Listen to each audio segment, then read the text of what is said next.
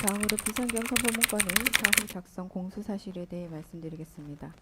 사건 당시 강의구 부소실장은 민정수석으로부터 대통령의 국법상 행위는 형식적으로 문서화되어야 한다는 의견을 전달받았습니다.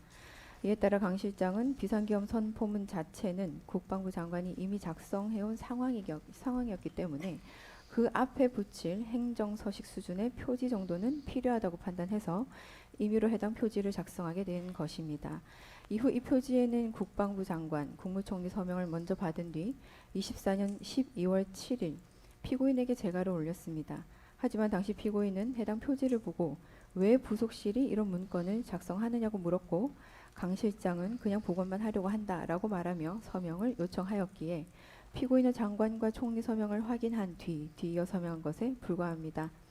이후 12월 8일 한덕수 총리가 강의구 실장에게 별것 아닌 표지가 혹시나 논란될 수 있으니 파기하라는 취지로 연락을 했고 결국 강의구 실장은 피고인에게 별도 보고 없이 행정총괄인 국무총리의 뜻에 따라 이 사건 표지를 폐기하기에 이르렀습니다.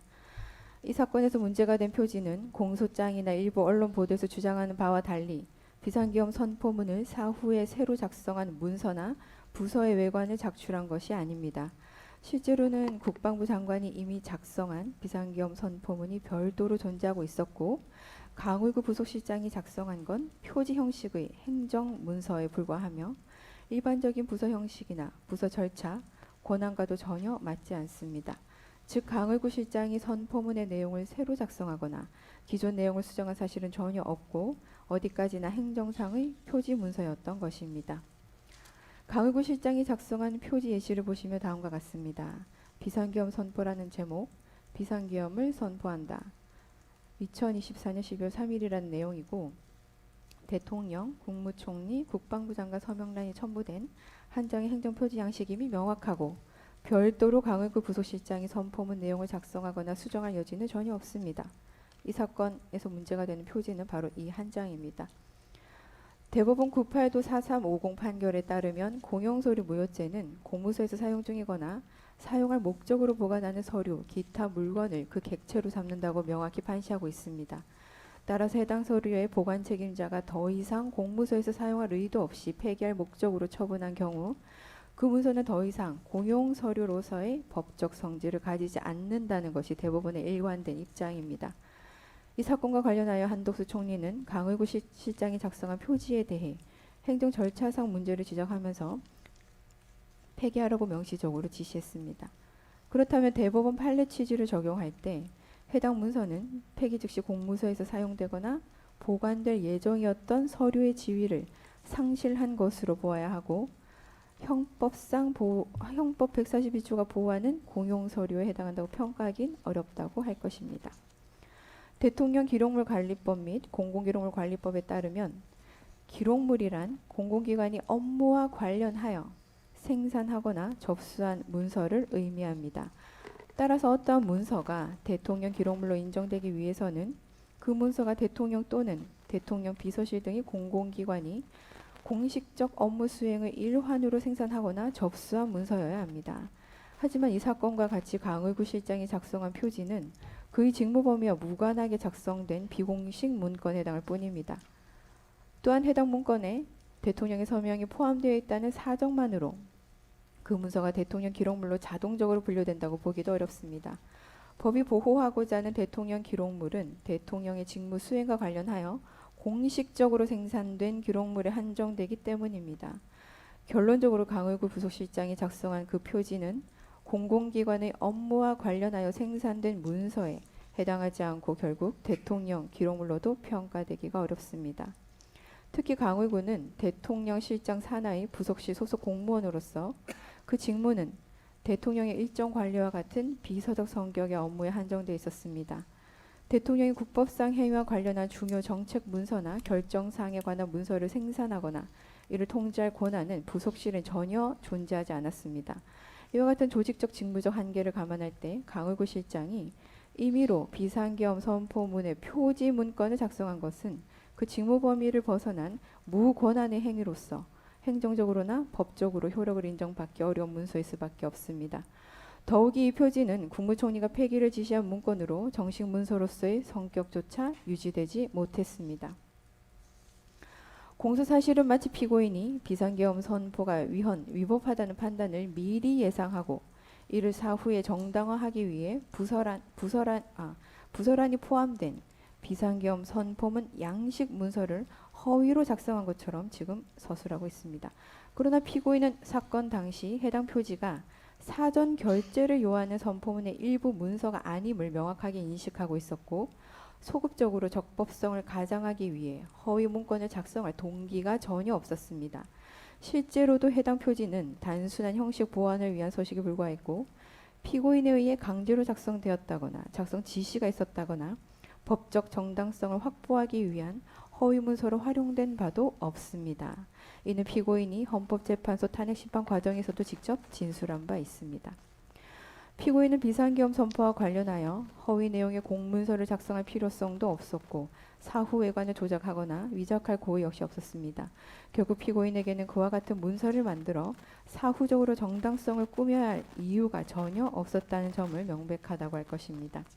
결과적으로 이 사건에서 강의구 부속실장이 작성한 표지는 그 자체로 직무행위에 해당하지 않으므로 형법상 허위공문서 작성죄의 객체로 볼 수 없습니다. 나아가 해당 문서는 단순히 책상 서랍에 즉시 보관되었을 뿐 외부에 제출되거나 실질적으로 행사된 사실이 전혀 없습니다. 공소장 어디에도 이 문서가 어떤 방식으로 어떤 목적으로 사용되었는지에 대한 구체적인 기재조차 존재하지 않습니다. 행사의 사실 내지 목적이 인정되지 않는 이상 문서죄 동행사로 의율할 수는 없을 것입니다.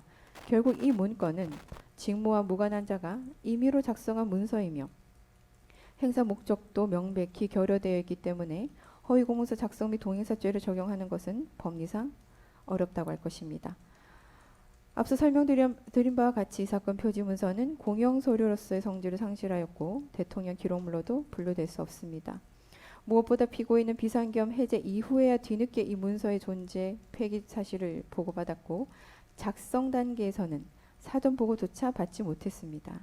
피고인이 강의구 부속실장, 한덕수 국무총리와 본 사건을 사전에 공모하였다는 취지의 주장은 공소장에 기재되어 있음에도 불구하고 이를 뒷받침할 만한 아무런 증거도 존재하지 않습니다. 결국 이 문서는 피고인이 사후에 알게 된 사실임을 감안할 때 대통령 기록물 관리법 위반과 공용서류 손상 혐의는 애초부터 성립될 수 없다는 점이 확인됩니다. 결국 이 사건 표지에 대한 공소 제기는 아무런 근거가 없고 법리적으로 타당하지 않은 것으로 평가하여야 할 것입니다. 다음으로 비상계엄 외신 공보 관련 직권남용 권리행사 방해에 대해 말씀드리겠습니다. 대법원 2018도 2236 전원합의체 판결에 따르면 공무원이 직권을 남용하여 타인으로 하여금 어떠한 일을 하게 한 경우라도 그 상대방이 공무원이나 유관기관의 임직원이고 그 상대방의 행위가 직무범위 내에서 이루어졌으면 특별한 사정이 없는 한 법령상 의무 없는 일을 한 것으로 보기 어렵다라고 판시하고 있습니다. 대통령실의 대변인은 대통령의 입장을 국민과 외부에 전달하는 사자의 역할을 하는 자이지 독자적인 가치 판단이나 사실 판단에 따라 보도 내용을 선별하는 권한을 가진 주체가 아닙니다. 설령 대통령의 입장이나 발언이 객관적 사실과 차이가 있거나 논란의 여지가 있다 하더라도 이를 전달한 대변인에게 객관적 팩트를 일일이 검증해야 할 법적 의무를 부여할 수는 없습니다. 대변인의 역할은 대통령의 입장을 정확하게 왜곡 없이 전달하는 데 그치며 그 내용에 대한 최종 책임은 당연히 대통령에 귀속됩니다.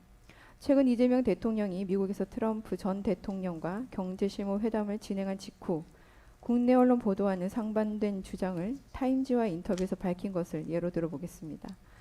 대통령은 대통령실은 회담 직후에 경제회담이 화기애애하게 진행되어 합의문이 필요조차 없었다고 발표했습니다만 이재명 대통령은 타임지 인터뷰를 통해 미국의 요구가 워낙 엄격해서 그대로 관세 협상을 했으면 탄핵을 당했을 것이다 라고 발언을 했습니다. 특검의 논리대로라면 이러한 대통령실의 입장 표명과 관련해 이재명 대통령은 직권남용죄가 성립된다 할 것입니다. 즉 대통령실 공보 내용과 현실 사이의 괴리가 곧 직권남용의 근거가 된다면 역대 모든 대통령실의 공보나 발표는 형사처벌의 검토 대상이 될 수 있다는 의미입니다. 결국 모든 정권의 공보 담당자들, 그 지시자인 대통령들은 해당 정권의 공보 행위로 인해 형사 책임을 부담할 가능성이 있다는 결론에 이르게 됩니다. 이는 형법이 정한 직권남용죄의 요건을 명백히 초월하는 것일 뿐만 아니라 공무원의 정당한 직무 수행을 지나치게 위축시키고 정치적 책임과 형사적 책임을 혼동하는 위험한 전례를 만드는 것입니다. 이 사건 홍보비서관을 통해 공지된 내용은 다음과 같습니다. 아까 특검에서 진술했기 때문에 넘어가겠습니다. 실제로 그 당시 국회의원들은 본회의장에 모여 2시간 반 만에 비상계엄 해제를 의결하였습니다.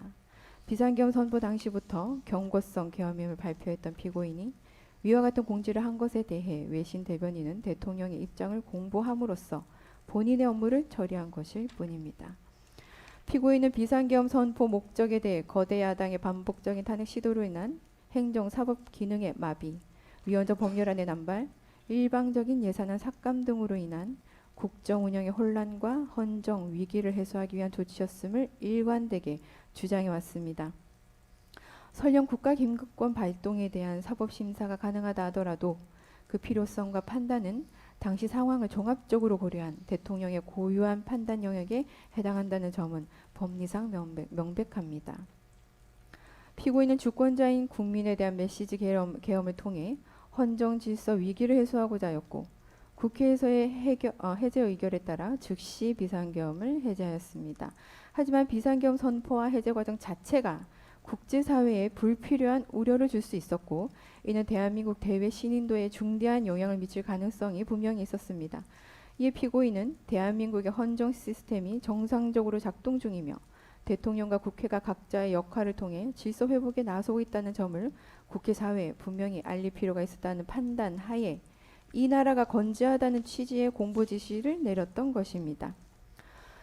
구체적 사실관계를 보면 올해 초 헌법재판소의 증인으로 출석한 조지호 경찰청장과 김봉식 청장 증언에 따르면 피고인은 국회의원들의 국회 출입을 통제하라고 지시한 사실이 없고 오히려 신분 확인 후 출입을 허용하도록 지시하였습니다. 또한 국회 비상계엄 해제 의결을 물리적으로 제지하려 한 정황도 없으며 실제로 국회는 신속하게 해제 의결을 진행할 수 있었습니다. 그리고 당시 군의 투입이 지연되는 상황에서 김봉식 청장은 신분증 확인한 뒤 국회의원과 관계자들의 출입을 승인했고 이 상황은 조지호 청장을 통해 피고인에게 보고되었습니다. 당시 피고인의 명확한 입장은 국회의원과 국회 직원들을 모두 들여보내라는 것이었습니다. 또 비상계엄 해제 의결 이후 피고인은 김봉식 청장에게 격려의 뜻을 전달하면서 경찰이 초기에 적절히 관계자들을 출입시켰다고 상황이 원활히 마무리되었다고 평가하기도 했습니다. 피고인은 군 출동과 관련하여 국방부 장관에게 국회의 질서 유지를 위한 충돌일 뿐이기 때문에 민간인과 물리적 충돌이 있어서는 안 된다는 점을 명확히 지시한 바도 있습니다. 특검은 공소사실에서 피고인이 경찰을 시켜 국회 외곽을 봉쇄 및 차단하고 국회의원들을 다 잡아들이라 지시하고 국토방위 사령부 병력으로 하여금 국회 진입 비상계엄 해제의결 방해 시도를 하고 본회의장 문을 부수고 총을 쏴서라도 끌어내라고 하였다. 그리고 주요 인사들에 대한 합동 체포도 편성 운영을 했다는 등등의 일방적인 주장을 하고 있지만 피고인은 현재 내란 우두머리 사건 재판에서 이에 대해 적극적으로 다투고 있습니다.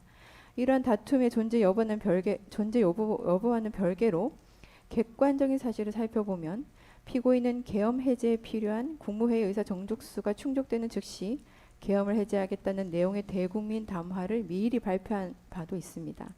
이후 국회의원들이 국회 입장에서 계엄 해제 요구 의결을 진행하자 피고인은 즉각적으로 병력을 철수시키고 국무회의를 개최하여 계엄을 해제하였습니다.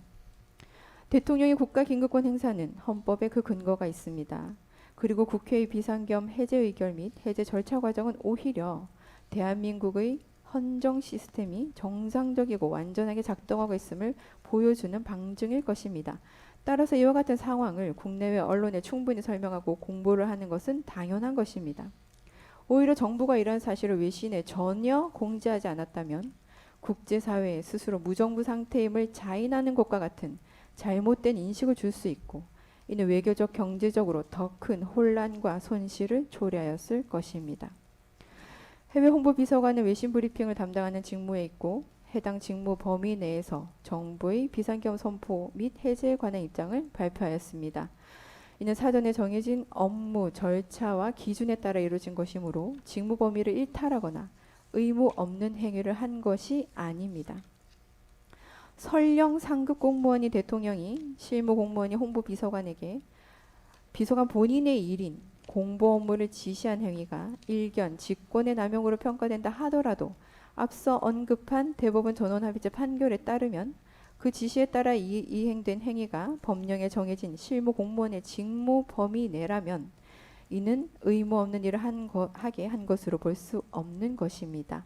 따라서 이와 같은 경우 직권남용 권리행사 방해죄의 구성 요건을 충족하지 않으며 형사처벌의 대상이 되지 않습니다.